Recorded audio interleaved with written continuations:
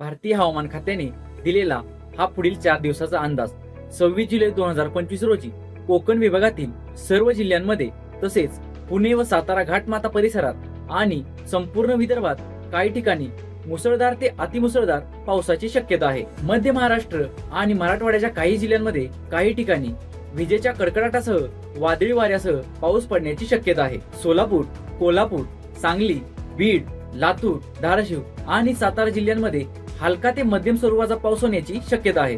27 जुलै 2025 रोजी कोकण विभागातील सर्व जिल्ह्यांमध्ये तसेच पुणे, सातारा आणि नाशिक घाटमाथ्यामध्येही काही ठिकाणी मुसळधार पावसाची शक्यता आहे। मध्य महाराष्ट्र आणि मराठवाड्याच्या सर्व जिल्ह्यांमध्ये हलका ते मध्यम स्वरूपाचा पाऊस होण्याची शक्यता आहे। विदर्भातील सर्व जिल्ह्यात विजेच्या कडकडाटासह आणि वादळी वाऱ्यासह जोरदार पावसाची शक्यता आहे। 28 जुलै 2025 रोजी संपूर्ण महाराष्ट्रात पावसाची तीव्रता कमी होण्याची शक्यता आहे। रायगड, रत्नागिरी, पुणे घाटमाथा, सातारा घाटमाथा, बुलढाणा, चंद्रपूर, गडचिरोली, अकोला, अमरावती, वर्धा आणि यवतमाळ या जिल्ह्यांमध्ये विजेच्या कडकडाटासह वादळी वाऱ्यासह पावसाची शक्यता आहे।